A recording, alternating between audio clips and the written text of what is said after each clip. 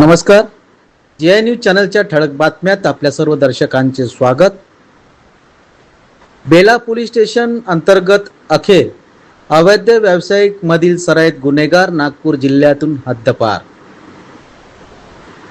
Bela police station अंतर्गत अवैध व्यवसाय करणाऱ्या 2 सराईत गुन्हेगारांविरोधात पोलिसांनी कारवाईचा बळगा उगारत संजय वामनराव लांबट वय 45 वर्ष राहणार शेडेश्वर कॉलनी बेला तालुका उमरेड जिल्हा नागपूर आणि प्रभुलाल मुन्नालाल जयस्वाल वय 38 वर्ष राहणार बेला तालुका उमरेड जिल्हा नागपूर यांना महाराष्ट्र पोलीस कायदा कलम 56(1)(अ) अन्वये नागपूर जिल्ह्यातून 3 महिन्यासाठी हद्दपार करण्यात आल्याची माहिती नुकताच आमच्या चॅनलला प्राप्त झाली आहे.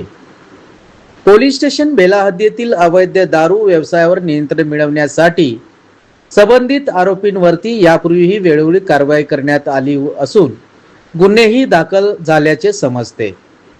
तसेच त्यांच्यावर प्रतिबंधात्मक कारवाई केल्यानंतरही दोन्ही आरोपीचे अवैध धंदे जे आहेत ते बंद होत नव्हते आणि त्यामुळे उमरेड एसडीपीओ यांच्या कार्यालयामार्फत सदर कारवाई करण्यात आली. या कारवाईच्या माध्यमातून अवैध धंदे करणाऱ्या आणि दारू विक्री करणाऱ्यांवरती दहशत निर्माण झाल्याचे चित्र निदर्शनास येत आहे.